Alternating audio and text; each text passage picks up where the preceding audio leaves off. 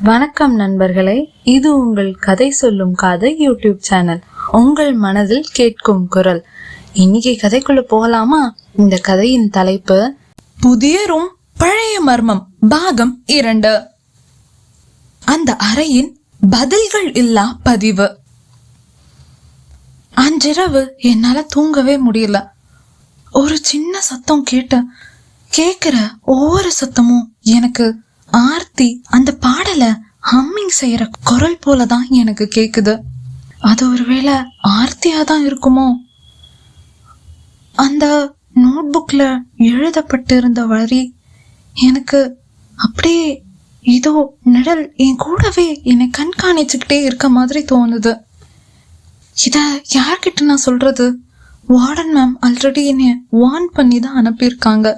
அப்படி இருக்க காலேஜ்ல டிசி கொடுத்துட்டாங்கன்னா நான் தேவையில்லாத விஷயத்த ஹாஸ்டல்ல பரப்புறேன்னு சொல்லிட்டு டிசி கொடுத்துட்டா என் படிப்பு என்ன ஆகுறது?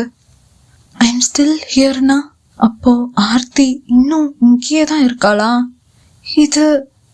இது என்ன எச்சரிக்கிறாளா இல்ல ஏதாச்சும் என்கிட்ட சொல்ல வராளா?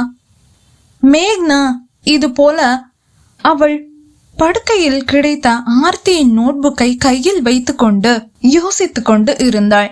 காலை வேளையில் திவ்யாவை நிறுத்தி மேக்னா பேசுகிறாள். திவ்யா ஒரு நிமிஷம். சொல்றி. அது திவ்யா, நான் உங்ககிட்ட ஒண்ணு கேட்பேன். நீ மறைக்காம உண்மைய சொல்லுவியா? என்கிட்ட இருந்து என்ன உண்மை உனக்கு வேணும்? அது வந்துக்கா, இந்த ரூம்ல முன்னாடி யாரு இருந்தா? உங்களுக்கு ஏதாச்சும் ஆச்சா? திவ்யா முதலில் இதை கேட்டவுடன் அதிர்ந்தாள். அவள் கண்கள் பெரிதாக விரிந்தது. ஆனால் அவளை தனியாக அவள் அறைக்குள் அழைத்து வந்து கதவை தாழிட்டு கொண்டு அவள் தயக்கமான குரலில் சொல்ல துவங்கினாள். அது ஆமா மேக்னா, உன் ரூம்ல முதல்ல இதுக்கு முன்னாடி ஆர்த்தின்னு ஒரு பொண்ணு சைக்காலஜி டிபார்ட்மெண்ட்ல இருந்து ஒரு 2 years அங்கதான் இருந்தா. ஆனா போன வருஷம் இதே மாதிரி 3rd year ஸ்டார்டிங்ல தான் அவ அந்த ரூம்ல தூக்கு மாட்டி இறந்துட்டா. எங்க எல்லாருக்கும் எதுவுமே அதுக்கு மேல டீட்டெயில்ஸே தெரியாது. திடீர்னு காலேஜ்ல இருந்து கிளாஸஸ்க்கே வந்து யாரெல்லாம் ஹாஸ்டல் ஸ்டூடெண்ட்ஸ் முதல்ல வாங்கன்னு கூட்டிட்டு லஞ்ச் பிரேக்கோடையே எல்லாருக்கும் கேட் பாஸ் கொடுத்து இங்க எல்லாரையும் வீட்டுக்கு அனுப்பி வச்சுட்டாங்க. அதுக்கப்புறம் 1 week என்ன ஆச்சுன்னே தெரியல. எங்களுக்கு ஃபுல் அட்டெண்டன்ஸோட லீவ் கொடுத்துருந்தாங்க. அப்புறம் வந்து பார்த்தா அந்த ரூம் 1 year-ஆ 1 year-ஆ பூட்டி தான் இருந்துச்சு.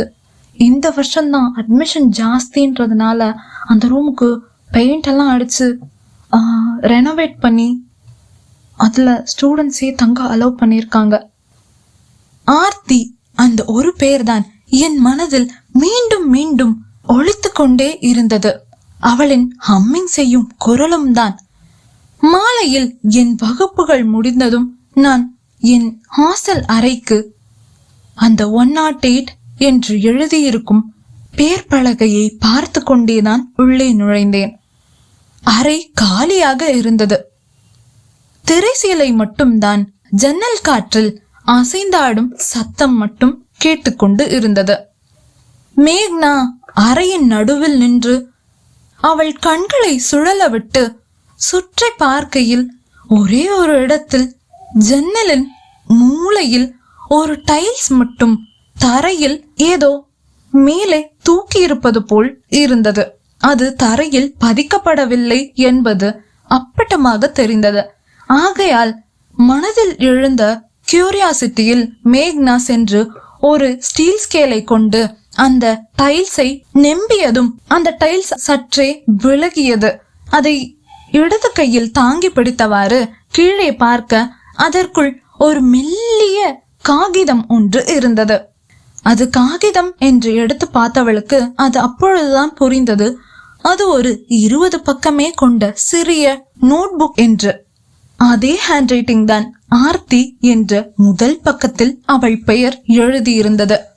உள்ளே இருக்கும் பக்கத்தில் எழுதப்பட்டிருந்தது ஒன்று மட்டும்தான். அது தற்கொலை இல்ல, அது தற்கொலையே இல்ல. என்னைய அன்னைக்கு அவன் என்னைய நைட்டு முழுக்க இங்கேயே இந்த அறையிலேயே பூட்டி வச்சுட்டான். ராத்திரி 2 மணி இருக்கும். அவன் என் ரூமுக்கு வந்தான்.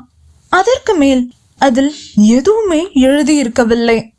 மேக்னா அதிர்ந்தாள். என்ன, தற்கொலை இல்லையா?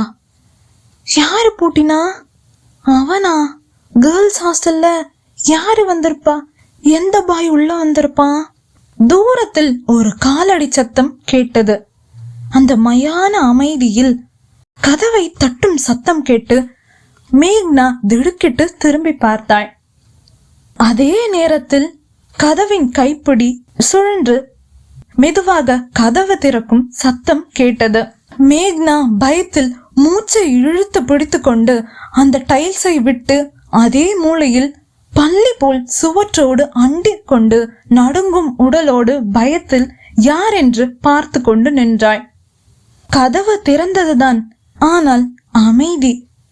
கதவு முழுதாய் திறந்தும் வெளியில் யாருமே இல்லை.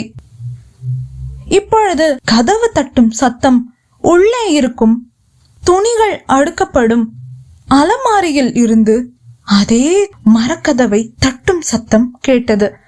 தட தட தட தட என. மேக்னா பயந்தாலும்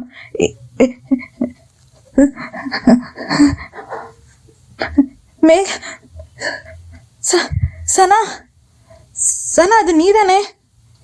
பிராங்க் பண்ணாதடி, வெளியே வா. மேக்னா இது போல் கேட்டாலும் அமைதிதான் பதிலாக அவளின் கேள்விக்கு கிடைத்தது.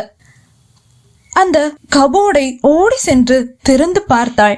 எதுவுமே இல்லை. உள்ளே துணிகள் மட்டும்தான் இருந்தது. ஆனால் அந்த துணிகள் மேலே அடுக்கப்பட்டிருந்த சில பொருட்களுக்கு இடையே இருந்து ஒரு பொருள் சறுக்கி கொண்டு அவள் தலையில் வந்து விழுந்தது. அம்மா என்று என்ன விழுந்தது என்று தரையில் பார்க்க அது தீயில் பாதி கருகி இருந்த டைரி. அது அவள் திறந்து பார்க்க எல்லாமே பாதி அழிந்து போய் இருந்த நிலையில்தான் இருந்தது. ஆனால் அவள் கடைசி பக்கத்தை திறந்து பார்க்க அவள் கண் முன்னாலேயே யாரோ பேனா கொண்டு எழுதுவது போல் டோன்ட் ட்ரஸ்ட் சனா என்று ஒவ்வொரு எழுத்தாக ஒரு வாக்கியத்தை மேக்னாவின் கண் முன்னே எழுதி காட்டியது. அதை கண்ட மேக்னாவின் உடல் முழுவதும் சிலிர்த்தது. அதே சமயத்தில் சனா பாத்ரூம் கதவை திறந்து கொண்டு அறைக்குள் நுழைந்தாள். கண்கள் சிவந்திருந்தது. மேக்னா அதே அழுகை கண்ணீர் கோர்த்த கண்களுடன் கைகள் நடுங்க சனாவிடம் கேட்கிறாள். சனா, இந்த டைரி யாரோடது? சனா குழம்பி போய், எனக்கு என்னடி தெரியும், இதை எங்க பார்த்த என்று அவள் புதிதாய் அந்த டைரியை பார்ப்பது போல் கையில் வாங்கி சுற்றி சுற்றி பார்த்தாள். ஆனால் அவள் உள்ளே திறந்து அதில் எழுதியிருப்பதை படித்து விடுவாளோ என்று பயத்துடன் மேக்னா மீண்டும் அந்த டைரியை அவளே புடுங்கிக் கொண்டாள். அவள் முகத்தில் ஏதோ குற்ற உணர்ச்சி தெரிந்து அதை மறைக்க முயல்வது போல் மேக்னாவிற்கு தோன்றியது. ஆனால் மேக்னாவால் அதற்கு மேல் சனாவிடம் கேள்விகள் கேட்க முடியவில்லை. அன்று இரவுதான் மேக்னா அவள் படுக்கையில் உட்கார்ந்தவாறே இதை யோசித்துக் கொண்டே ஜன்னல் ஓரத்தில் தலை சாய்ந்து அந்த டைரியை கையில் பிடித்த வண்ணம் உறங்கி போய் இருந்தாள். இரவு மணி 1 இருக்கும். கடிகாரம் அடித்தது. அதே ஹம்மிங் குரல், அதே பாடல் மீண்டும். ஆனால் இப்பொழுது அது மிகவும் தெளிவாக அருகில் இருந்து கேட்டது. சுற்றி வர மேக்னா தூக்கத்தில் இருந்து எழுந்து பார்க்க அது அந்த மர அலமாரியில் இருந்துதான் கேட்பது போல் மேக்னா உணர்ந்தாள். மேக்னா மெதுவாக அதன் அருகில் நடக்க ஆரம்பித்தாள். மூச்சை இழுத்து விட்டு அந்த கபோர்ட் டோரை திறந்தாள். அந்த ஹம்மிங் செய்யும் குரல் நின்றது. திடீரென அந்த கபோர்டுடைய கதவை நான் சாற்றி விட்டு அருகில் இருந்த நிலை கண்ணாடியில் அவள் பார்த்த விஷயம் மேக்னாவை உறைந்து போய் நிற்க செய்திருந்தது. ஏனெனில் திடீரென அவள் பக்கத்தில் அதில் மேக்னா மட்டும் தெரியவில்லை, மேக்னாவின் அருகில் ஒரு பெண்ணின் பின்பம் தெரிந்தது. அவள் தலைமுடியை சீப்பு கொண்டு சிக்கெடுத்து கொண்டு இருந்தாள்.